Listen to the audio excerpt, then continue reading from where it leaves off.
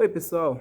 Hoje eu gostaria de dar início à leitura do livro do Graciliano Ramos, tá? Chamado Vidas Secas. Olha só que bonito esse livro que eu tenho aqui em casa, né? Capa dura, muito bonito esse livro aqui. É uma obra clássica do senhor Graciliano Ramos, que era, sem sombra de dúvidas, um baita escritor, tá? Vamos lá dar início a esse livro já de uma vez. Vamos ver se tem alguma coisa escrita aqui atrás. Vamos ver.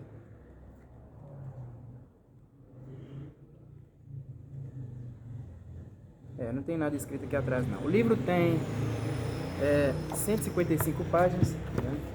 155 páginas. Não tem nada escrito atrás. Mas vamos lá. Olha, se vocês quiserem ver aí, assistir ao filme, né, desta obra aí, tem o filme disponível no YouTube também, tá? Basta vocês digitarem lá Vidas Secas que vocês vão encontrar esse filme. Deve ter, eu acho que no máximo umas 2 horas de duração. Então vamos lá. Mudança. Na planície avermelhada, os juazeiros alargavam 2 manchas verdes. Os infelizes tinham caminhado o dia inteiro e estavam cansados e famintos. Ordinariamente andavam pouco, mas como haviam repousado bastante na areia do rio seco, a viagem progredira bem 3 léguas. Fazia horas que procurava uma sombra. A folhagem dos juazeiros apareceu longe, através dos galhos pelados da caatinga rala. Arrastaram-se para lá, devagar. Sim, a Vitória, com o filho mais novo escanchado no quarto e o baú de folha na cabeça. Fabiano sombrio, cambaio, o aió a tiracolo, a cuia pendurada numa correia presa ao cinturão, a espingarda de pederneira no ombro. O menino mais velho e a cachorra baleia iam atrás. Os juazeiros aproximaram-se, recuaram, sumiram-se. O menino mais velho pôs-se a chorar, sentou-se no chão. Anda, condenado do diabo! Gritou-lhe o pai. Não obtendo resultado, fustigou-o com a bainha da faca de ponta, mas o pequeno esperneou acuado, depois sossegou, deitou-se, fechou os olhos. Fabiano ainda lhe deu algumas pancadas e esperou que ele se levantasse. Como isto não acontecesse, espiou os 4 cantos, zangado, praguejando baixo. A caatinga estendia-se de um vermelho indeciso salpicado de manchas brancas que eram ossadas. O vôo negro dos urubus fazia círculos altos em redor de bichos moribundos. Anda, excomungado! O pirralho não se mexeu e Fabiano desejou matá-lo. Tinha o coração grosso e queria responsabilizar alguém pela sua desgraça. A seca parecia-lhe como um fato necessário, e a obstinação da criança irritava-o. Certamente esse obstáculo miúdo não era culpado, mas dificultava a marcha e o vaqueiro precisava chegar, não sabia onde. Tinham deixado os caminhos cheios de espinho e seixos. Fazia horas que pisavam à margem do rio, a lama seca e rachada que escaldava os pés. Pelo espírito atribulado do sertanejo passou a ideia de abandonar o filho naquele descampado. Pensou nos urubus, nas ossadas, coçou a barba ruiva e suja e, resoluto, examinou os arredores. Sim, a Vitória estirou o beiço indicando vagamente uma direção e afirmou com alguns sons guturais que estavam perto.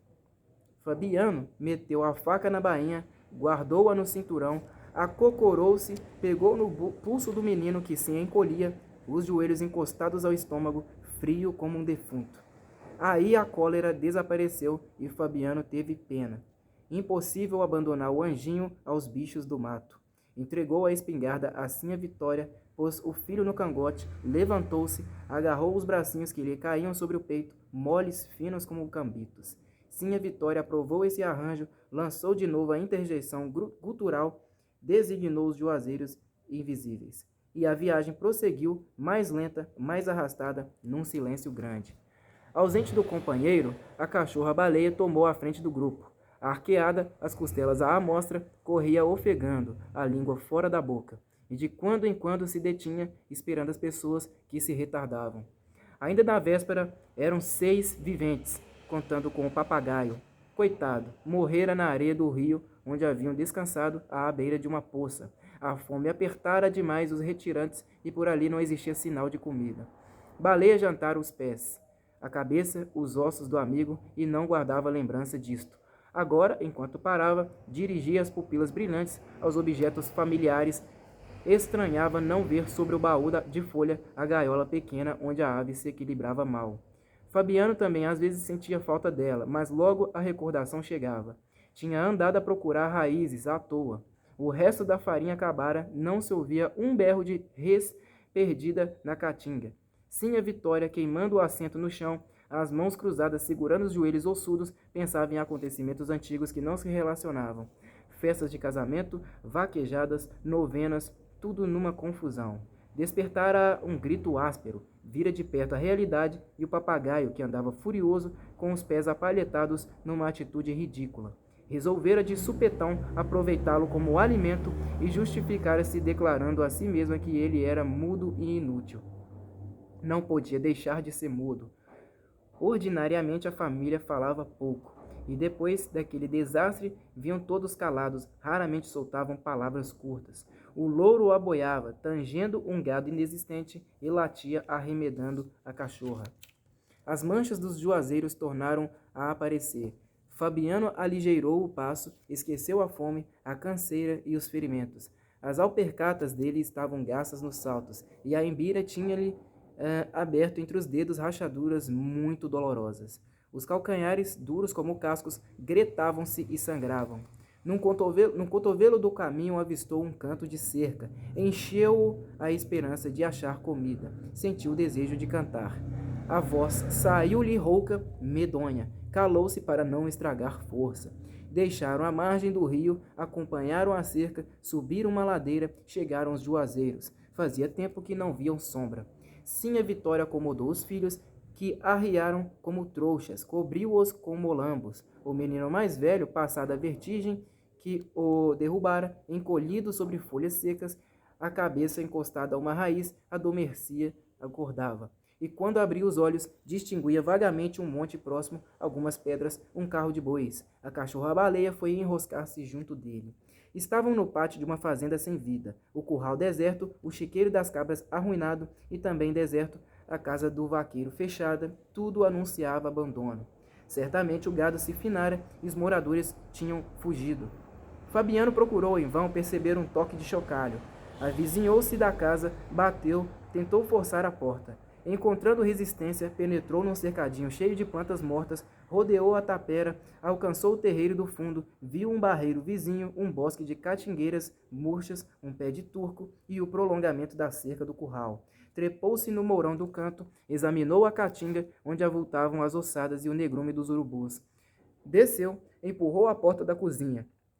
Voltou desanimado, ficou um instante no copiar, fazendo tensão de hospedar ali a família. Mas chegando aos juazeiros, encontrou os meninos adormecidos e não quis acordá-los. Foi apanhar gravetos, trouxe do chiqueiro das cabras uma braçada de madeira meio roída pelo cupim, arrancou touceiras de macambira, arrumou tudo para a fogueira. Nesse ponto, Baleia arrebitou as orelhas, arregaçou as ventas, sentiu cheiro de preás, farejou um minuto, localizou-os no morro próximo e saiu correndo. Fabiano seguiu-a com a vista e espantou-se. Uma sombra passava por cima do monte. Tocou o braço da mulher, apontou o céu, ficaram os dois algum tempo aguentando a claridade do sol.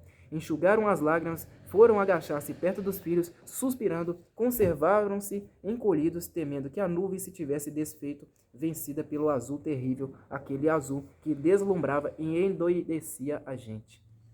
Entrava dia e saía dia. As noites cobriam a terra de chofre. A tampa anilada baixava, escurecia, quebrada apenas pelas vermelhidões do poente. Miudinhos, perdidos no deserto, queimado, os fugitivos agarraram-se, somaram as suas desgraças e os seus pavores. O coração de Fabiano bateu junto do coração de Sinha Vitória. Um abraço cansado aproximou os farrapos que os cobriam. Resistiram à fraqueza, afastaram-se envergonhados, sem ânimo de afrontar de novo a luz dura, receosos de perder a esperança que os alentava. Iam-se amodorrando e foram despertados por Baleia, que trazia nos dentes um preá. Levantaram-se todos gritando. O menino mais velho esfregou as pálpebras, afastando pedaços de sonho. Sim, a Vitória beijava o focinho de Baleia e, como o focinho estava ensanguentado, lambia o sangue e tirava proveito do beijo. Aquilo era caça bem mesquinha, mas adiaria a morte do grupo. E Fabiano queria viver. Olhou o céu com resolução. A nuvem tinha crescido, agora cobria o morro inteiro. Fabiano pisou com segurança, esquecendo as rachaduras que lhe estragavam os dedos e os calcanhares. Sinha Vitória remexeu no baú, os meninos foram quebrar uma haste de alecrim para fazer um espeto. Baleia, o ouvido atento, o traseiro em repouso e as pernas da frente erguidas, vigiava, aguardando a parte que lhe iria tocar, provavelmente os ossos do bicho e talvez o couro. Fabiano tomou a cuia, desceu a ladeira, encaminhou-se ao rio seco, achou no bebedouro dos animais um pouco de lama, cavou a areia com as unhas, esperou que a água marejasse e, debruçando-se no chão, bebeu muito. Saciado, caiu de papo para cima, olhando as estrelas que vinham nascendo. 1, 2, 3, 4... Havia muitas estrelas, havia mais de 5 estrelas no céu. O poente cobria-se de cirros, e uma alegria doida enchia o coração de Fabiano. Pensou na família, sentiu fome. Caminhando, movia-se como uma coisa, para bem dizer, não se diferenciava muito da bolandeira de seu Tomás. Agora, deitado, apertava a barriga e batia os dentes. Que fim teria levado a bolandeira de seu Tomás? Olhou o céu de novo. Os cirros acumulavam-se, a lua surgiu, grande e branca. Certamente ia chover. Seu Tomás fugira também. Com a seca, a bolandeira estava parada. E ele, Fabiano, era como a bolandeira. Não sabia por quê, mas era. 1, 2, 3, havia mais de 5 estrelas no céu. A lua estava cercada de um ralo cor de leite. Ia chover. Bem, a caatinga ressuscitaria, a semente do gado voltaria ao curral. Ele, Fabiano, seria o vaqueiro daquela fazenda morta. Chocalhos de badalos de ossos animariam a solidão. Os meninos, gordos, vermelhos, brincariam no chiqueiro das cabras. Sinha Vitória vestiria saias de ramagens vistosas. As vacas povoariam o curral e a caatinga ficaria toda verde. Lembrou-se dos filhos, da mulher e da cachorra, que estavam lá em cima, debaixo de um juazeiro com sede. Lembrou-se do preá morto. Encheu a cuia, ergueu-se, afastou-se, lento para não derramar a água salobra. Subiu a ladeira. A aragem morna sacudia os chique-chiques e os mandacarus. Uma palpitação nova. Sentiu um arrepio na caatinga, uma ressurreição de garranchos e folhas secas. Chegou. Pôs a cuia no chão, escorou-a com pedras, matou a sede da família. Em seguida coroou-se, remexeu o aió, tirou o fuzil, acendeu as raízes de macambira, soprou-as, inchando as bochechas cavadas. Uma labareda tremeu, elevou-se, tingiu-lhe o rosto queimado, a barba ruiva, os olhos azuis. Minutos depois, o preá torcia-se e chiava no espeto do alecrim. Eram todos felizes. Sinha Vitória vestiria uma saia larga de ramagens. A cara murcha de Sinha Vitória remoçaria. As nádegas bambas de Sinha Vitória engrossariam, a roupa encarnada de Sinha Vitória provocaria a inveja das outras caboclas. A lua crescia, a sombra leitosa crescia, as estrelas foram esmorecendo naquela brancura que enchia a noite. Esmorecendo naquela brancura que enchia a noite. 1, 2, 3. Agora havia poucas estrelas no céu. Ali, perto a nuvem, escurecia o morro. A fazenda renasceria, e ele, Fabiano, seria o vaqueiro, para bem dizer, seria dono daquele mundo. Os troços minguados ajuntavam-se no chão. A espingarda de pederneira, o aió, a cuia de água e o baú de folha pintada. A fogueira estalava, o preá chiava em cima das brasas. Uma ressurreição. As cores da saúde voltariam à cara triste de Sinha Vitória. Os meninos se espojariam na terra fofa do chiqueiro das cabras.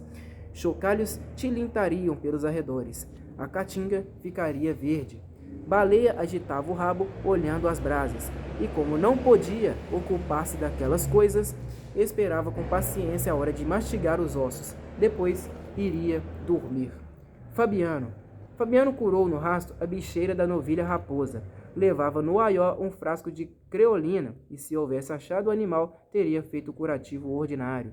Não o encontrou, mas supôs distinguir as pisadas dele na areia.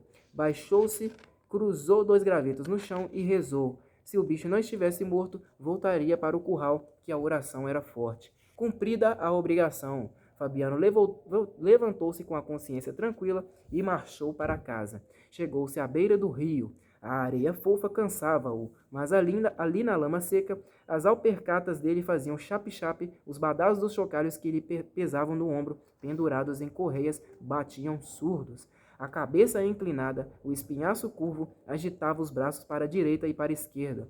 Esses movimentos eram inúteis, mas o vaqueiro, o pai do vaqueiro, o avô e os outros antepassados mais antigos haviam se acostumado a percorrer veredas afastando o mato com as mãos, e os filhos já começavam a reproduzir o gesto hereditário. Chape-chape. Os 3 pares de alpercatas batiam na lama rachada, seca e branca por cima, preta e mole por baixo. A lama da beira do rio, calcada pelas alpercatas, balançava. A cachorra-baleia corria na frente, o focinho arregaçado, procurando na caatinga a novilha raposa. Fabiano ia satisfeito. Sim, senhor, arrumara-se. Chegara naquele estado com a família, morrendo de fome, comendo raízes. Caíra no fim do pátio, debaixo de um juazeiro, depois tomara conta da casa deserta. Ele, a mulher e os filhos tinham se habituado à camarinha escura. Pareciam ratos e a lembrança dos sofrimentos passados esmorecera.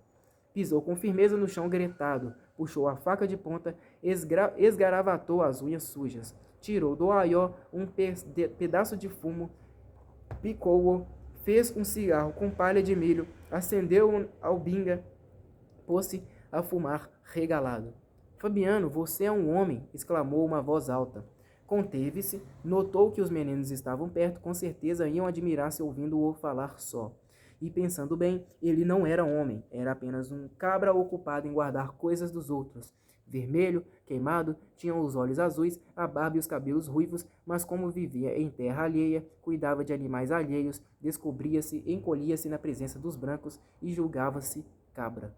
Olhou em torno com receio de que, fora os meninos, alguém tivesse percebido a frase imprudente. Corrigiu-a, murmurando: você é um bicho, Fabiano. Isto para ele era motivo de orgulho. Sim, senhor, um bicho capaz de vencer dificuldades. Chegara naquela situação medonha e ali estava, forte até gordo, fumando seu cigarro de palha. Um bicho, Fabiano. Era. Apossara-se da casa porque não tinha onde cair morto. Passaram uns dias mastigando raiz de imbu e sementes de mucuná. Viera a trovoada, e com ela o fazendeiro que o expulsara. Fabiano fizera-se desentendido e oferecera os seus préstimos, resmungando, coçando os cotovelos, sorrindo aflito. O jeito que tinha era ficar, e o patrão aceitara-o, entregara-lhes as marcas de ferro. Agora Fabiano era vaqueiro e ninguém o tiraria dali. Aparecera como um bicho, entocara-se como um bicho, mas criara raízes, estava plantado. Olhou as quipás, os mandacarus e os chiques-chiques. Era mais forte que tudo isso, era como as catingueiras e as baraúnas.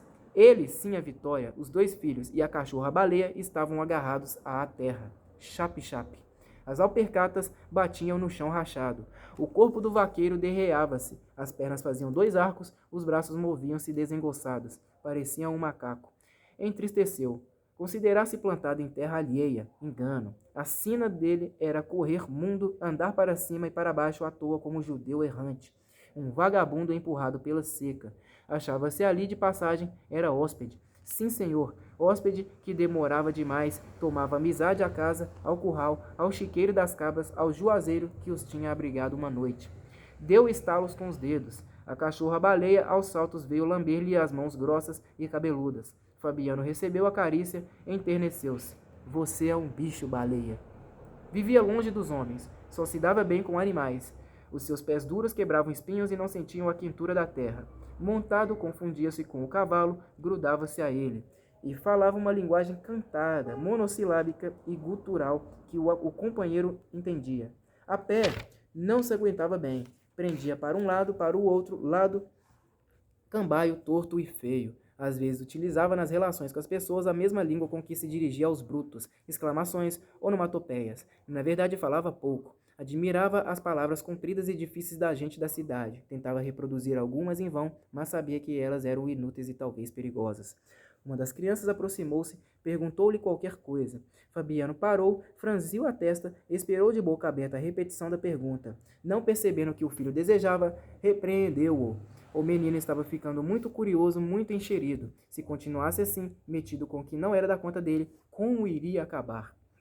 Repeliu-o, vexado. Esses capetas têm ideias. Não completou o pensamento, mas achou que aquilo estava errado.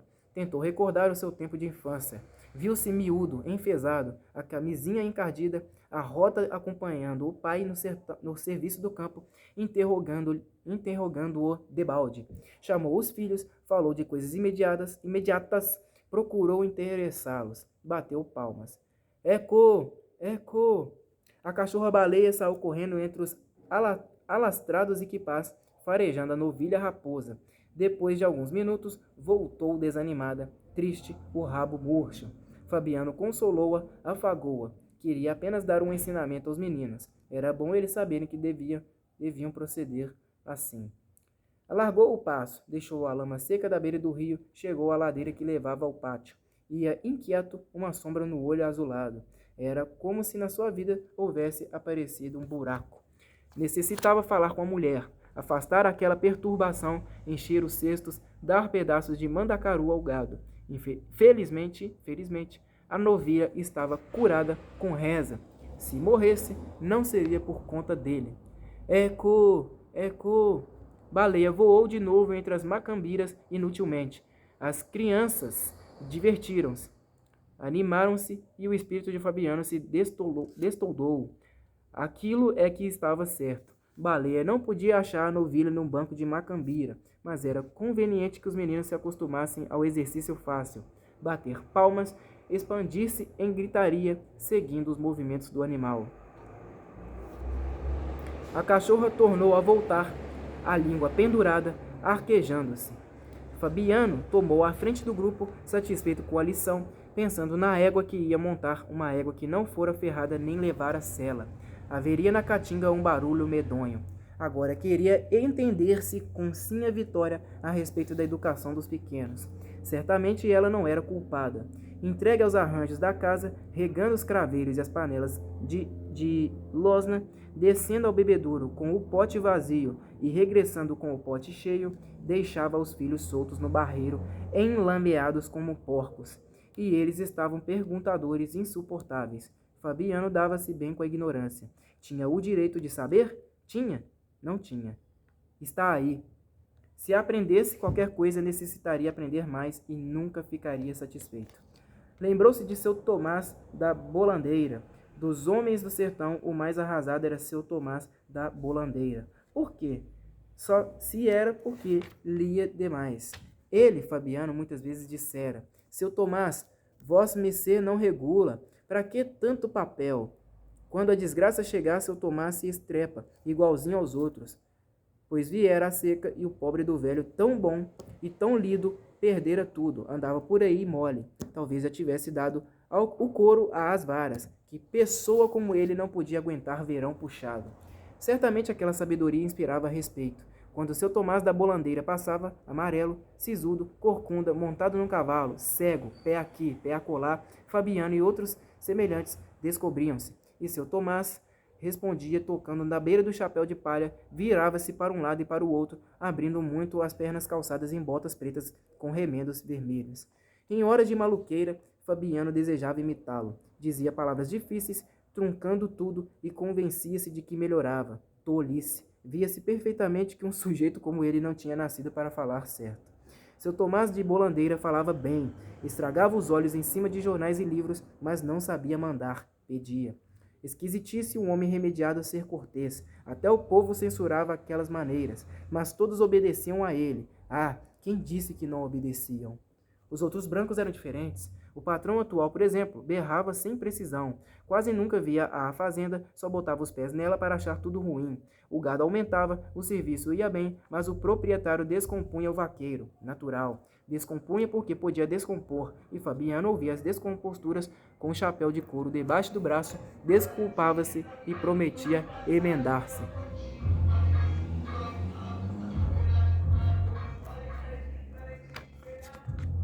Mentalmente jurava não emendar nada, porque estava tudo em ordem e o amo só queria mostrar autoridade, gritar que era dono.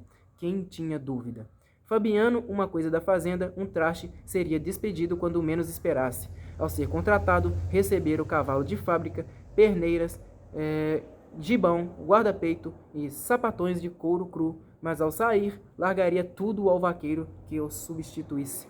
Sinha Vitória desejava possuir uma cama igual a de seu Tomás de Bolandeira. Doidice. Não dizia nada para não contrariá-la, mas sabia que era doidice. Cambembes podiam ter luxo? E estavam ali de passagem. Qualquer dia o patrão os botaria fora, e eles ganhariam um mundo sem rumo. Nem teriam meio de conduzir os cacarecos. Os cacarecos viviam de trouxa arrumada, dormiriam bem debaixo de um pau. Olhou a caatinga amarela que o poente avermelhava. Se a seca chegasse, não ficaria planta verde. Arrepiou-se. Chegaria naturalmente. Sempre tinha sido assim desde que ele se entendera. E antes de se entender, antes de nascer, sucedera o mesmo, anos bons misturados com anos ruins. A desgraça estava em caminho, talvez andasse perto, nem valia a pena trabalhar.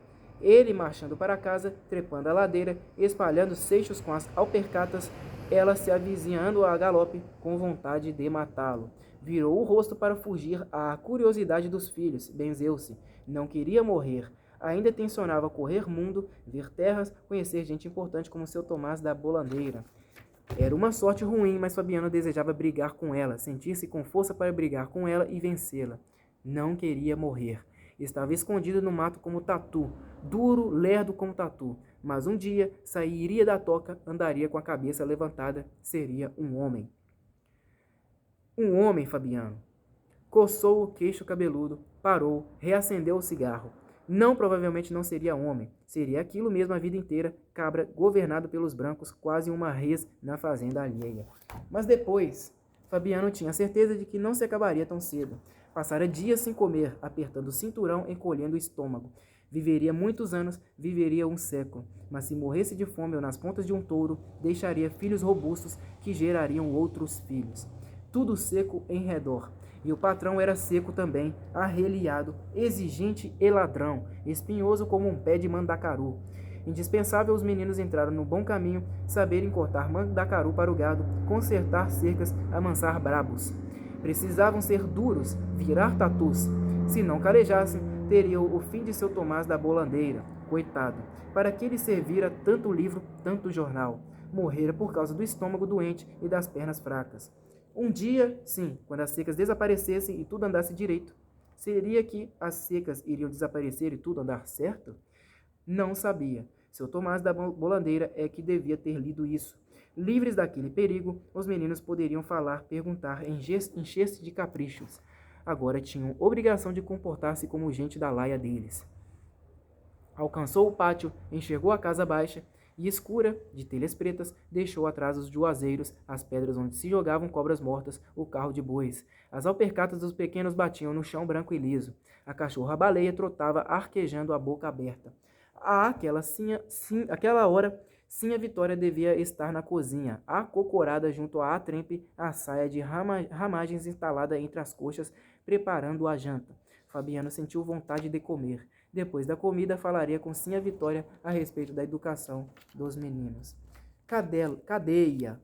Fabiano tinha ido à feira da cidade comprar mantimentos. Precisava sal, farinha, feijão e rapaduras. Sinha Vitória pedira, além disso, uma garrafa de querosene e um corte de chita vermelha. Mas o querosene de seu Inácio estava misturado com água e a chita da amostra era cara demais.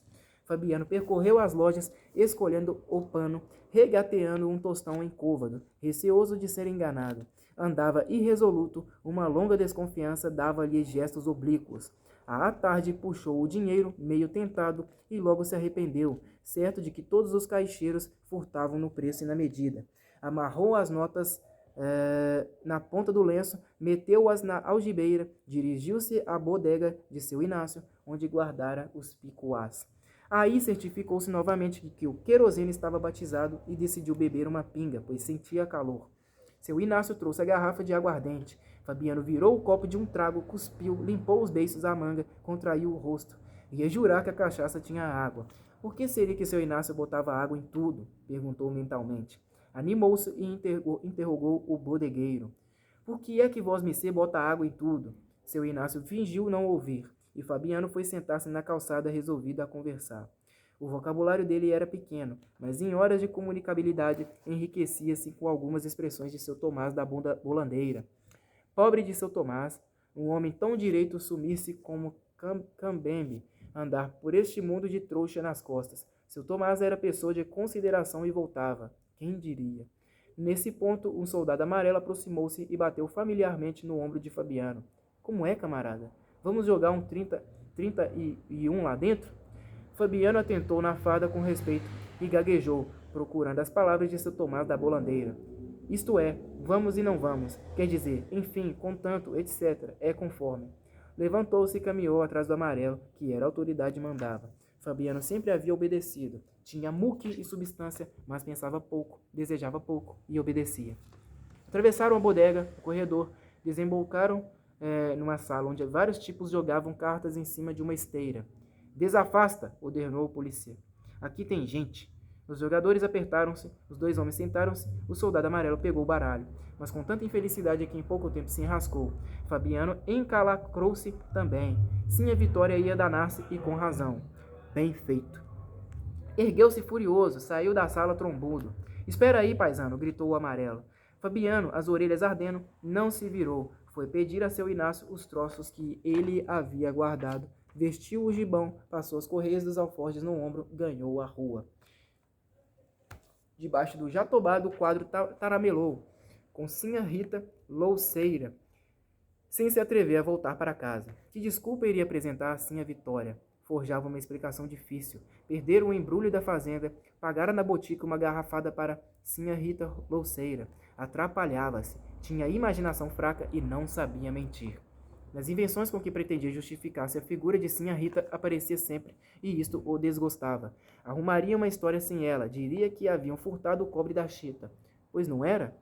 Os parceiros o tinham pelado no 31, mas não devia mencionar o jogo. Contaria simplesmente que o lenço das notas ficara no bolso do gibão e levaram o sumiço. Falaria assim: comprei os mantimentos, botei o gibão e os alforjes na bodega do seu Inácio. Encontrei um soldado amarelo. Não encontrara ninguém. Atrapalhava-se de novo. Sentia desejo de referir-se ao soldado, um conhecido velho, amigo de infância. A mulher se incharia com a notícia. Talvez não se inchasse. Era atilada, notaria a pabulagem, pois estava acabado. O dinheiro fugira do bolso do gibão na venda de seu Inácio. Natural. Repetia que era natural quando alguém lhe deu um empurrão, atirou-o contra o jatobá. A feira se desmanchava, escurecia, um homem da iluminação, trepando numa escada, acendia os lampiões. A estrela papaceia branqueou por cima da torre da igreja. O doutor, juiz de direito, foi brilhar na porta da farmácia. O cobrador da prefeitura passou cocheando com os talões de recibos debaixo do braço. A carroça de lixo rolou na praça recolhendo cascas de frutas. Seu vigário saiu de casa e abriu o guarda-chuva por causa do sereno. Sinha Rita louceira retirou-se. Fabiano estremeceu. Chegaria à fazenda à noite fechada. Entretido com o diabo do jogo, tonto de aguardente, deixara o tempo correr. E não levava o querosene. Ia-se alumiar durante a semana com pedaços de facheiro. Aprumou-se disposto a viajar. Outro empurrão desequilibrou-o. Voltou-se e viu ali perto o soldado amarelo que o desafiava, a cara enferrujada, uma ruga na testa. Mexeu-se para sacudir o chapéu de couro nas ventas do agressor. Com uma pancada certa do chapéu de couro, aquele tico de gente ia ao barro. Olhou as coisas e as pessoas em roda e moderou a indignação. Na caatinga ele às vezes cantava de galo, mas na rua encolhia-se. Vosmecê não tem direito de provocar os que estão quietos. Desafasta! Bradou o polícia. Insultou Fabiano porque ele tinha deixado a bodega sem se despedir. Lorota! Gaguejou o matuto. Eu tenho culpa de vosmecê esbagaçar os seus possuídos no jogo? Engasgou-se. A autoridade rondou por ali um instante, desejosa de puxar questão. Não achando pretexto, avizinhou-se e plantou o salto da reiúna em cima da alpercata do vaqueiro. Isso não se faz, moço, protestou Fabiano. Estou quieto. Veja que mole e quente é pé de gente. O outro continuou a pisar com força. Fabiano impacientou-se e xingou a mãe dele. Aí o amarelo apitou e em poucos minutos o destacamento da cidade rodeava o jatobá. Toca pra frente, berrou o cabo. Fabiano marchou, desorientado, entrou na cadeia, ouviu sem compreender uma acusação medonha e não se defendeu. Está certo, disse o cabo. Faça lombo, paisano. Fabiano caiu de joelhos repetidamente, uma lâmina de facão bateu-lhe no peito, outra nas costas. Em seguida abriram uma porta, deram-lhe um safanão que o arremessou para as trevas do cárcere.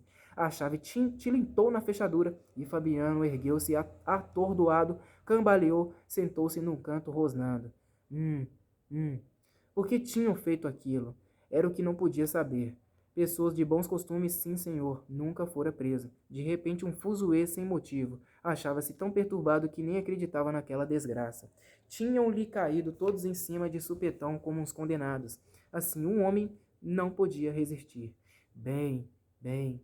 Passou as mãos nas costas e no peito. Sentiu-se moído. Os olhos azulados brilharam como olhos de gato. Tinham-no realmente surrado e prendido. Mas era um caso tão esquisito que instantes depois balançava a cabeça, duvidando apesar de machucaduras. Ora, o soldado amarelo. Sim, havia um amarelo, criatura desgraçada que ele, Fabiano, desmancharia com um tabefe.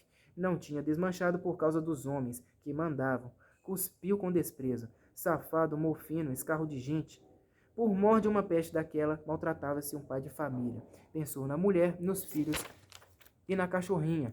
Engatinhando, procurou os alforjes que haviam caído no chão, certificou-se de que os objetos comprados na feira estavam todos ali. Podia ter se perdido alguma coisa na confusão.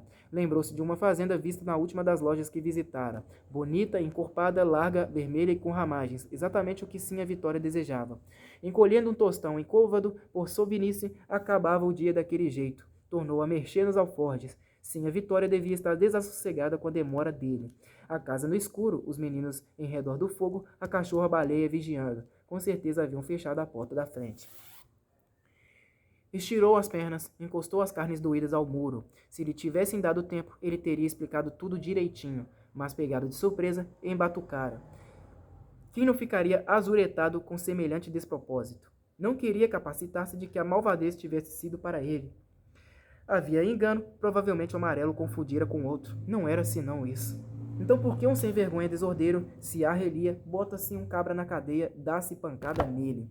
Sabia perfeitamente que era assim. Acostumara-se a todas as violências, a todas as injustiças, e aos conhecidos que dormiam no tronco e aguentavam o cipó de boi oferecia consolações. Tenha paciência, apanhar do governo não é desfeita. Mas agora rangia os dentes, soprava. Merecia castigo? E por mais que forcejasse, não se convencia de que o soldado amarelo fosse governo. Governo, coisa distante e perfeita, não podia errar. O soldado amarelo estava ali perto, além da grade, era fraco e ruim. Jogava na esteira com os matutos e provocava-os depois. O governo não devia consentir tão grande safadeza. Afinal, para que serviam soldados amarelos? Deu um pontapé na parede e gritou enfurecido. Para que serviam soldados amarelos? Os outros presos remexeram-se, o carcereiro chegou à grade e Fabiano acalmou-se. Bem, bem, não há nada não. Havia muitas coisas. Ele não podia explicá-las, mas havia. Fossem perguntar a seu Tomás da Bolandeira, que lia livros e sabia onde tinha as ventas. Seu Tomás da Bolandeira contaria aquela história. Ele, Fabiano, um bruto, não contava nada. Só queria voltar para junto de Sinha Vitória, deitar-se na cama de varas. Por que vinham bulir com um homem que só queria descansar? Deviam bulir com outros. Estava tudo certo. Tinham lá coragem? Imaginou o soldado amarelo atirando-se a um cangaceiro na caatinga. Tinha graça, não dava um caldo. Lembrou-se da casa velha onde morava, da cozinha, da panela que chiava na trempe de pedras. Sim, a Vitória punha sal na comida. Abriu os alforjes novamente. A trouxa de sal não se tinha perdido. Bem, sim, a Vitória provava o caldo na quenga de coco. E Fabiano se aperreava por causa dela, dos filhos da cachorra-baleia, que era como uma pessoa da família sabida como gente. Naquela viagem arrastada, em tempo de seca braba, quando estavam todos morrendo de fome, a cadelinha tinha trazido para eles um preá. Ia envelhecendo, coitada. Sim, a Vitória, inquieta, com certeza fora muitas vezes escutada à porta da frente. O galo batia as asas, os bichos bodejavam no chiqueiro, ou os chocalhos das vacas tiniam. Se não fosse isso... em que estavam pensando? Meteu os olhos para a grade da rua. Xiii, que pretume! O lampião da esquina se apagara. Provavelmente o homem da escada só botara nele meio quarteirão de querosene. Pobre de Sinha Vitória, cheia de cuidados na escuridão. Os meninos sentados perto do lume, a panela chiando na trempe de pedras. Baleia atenta, o candeeiro de folha pendurado na ponta de uma vara que saía da parede. Estava tão cansado, tão machucado, que ia quase adormecendo no meio daquela desgraça.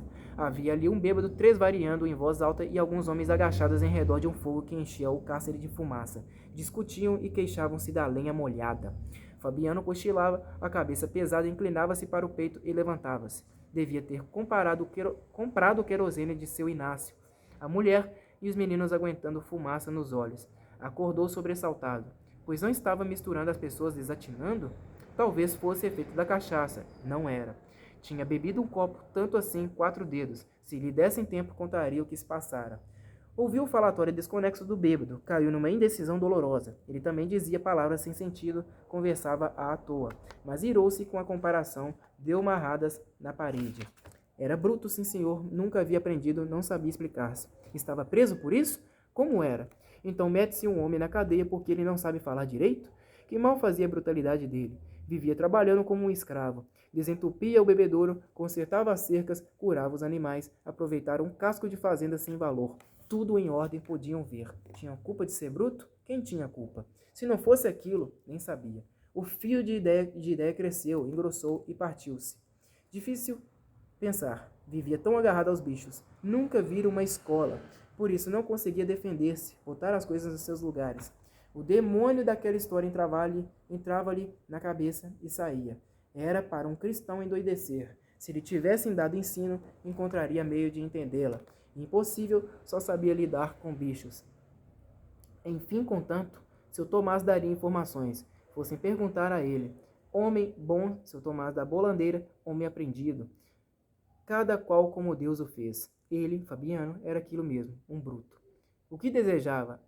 Esquecia-se. Agora se recordava da viagem que tinha feito pelo sertão, a cair de fome. As pernas dos meninos eram finas como bilros. Sim, a Vitória tropicava debaixo do baú de trens. Na beira do rio haviam comido papagaio que não sabia falar. Necessidade. Fabiano também não sabia falar. Às vezes largava nomes arremessados por embromação. Via perfeitamente que tudo era besteira. Não podia arrumar o que tinha no interior. Se pudesse, atacaria os soldados amarelos que espancam as criaturas inofensivas. Bateu na cabeça, apertou-a. Que faziam aqueles sujeitos acocorados em torno do fogo? Que dizia aquele bêbado que se esgoelava como um doido, gastando fôlego à toa.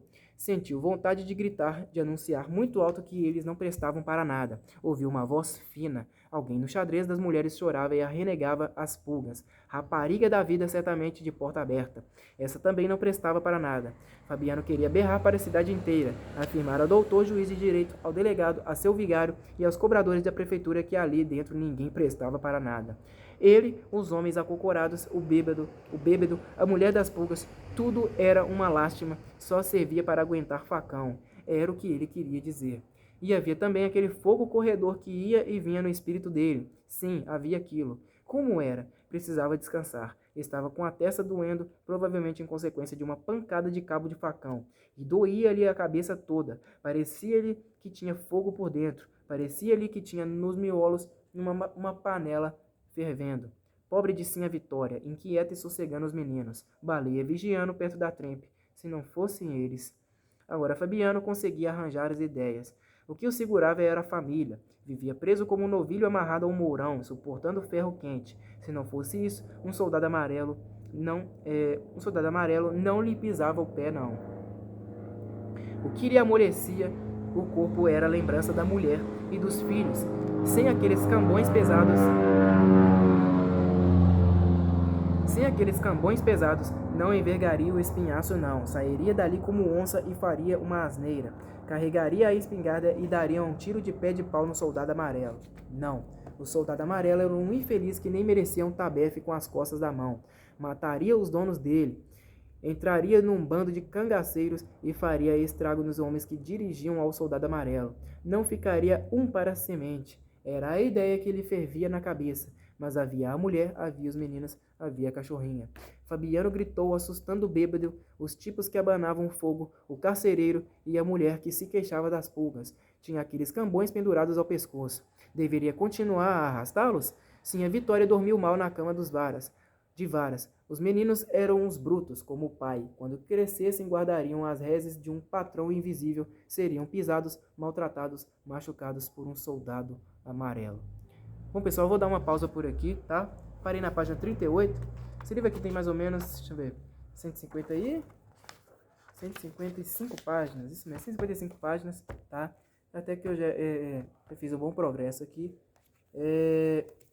No próximo vídeo eu vou ler aí o livro do Petroladrões, dar continuidade à leitura do livro Petroladrões, tá? E assim por diante, tá? vou fazendo aí de uma forma intercalada, tá bom? Então, muito obrigado a todos vocês que assistiram meu vídeo até aqui. É isso daí, pessoal. Muito obrigado e até a próxima.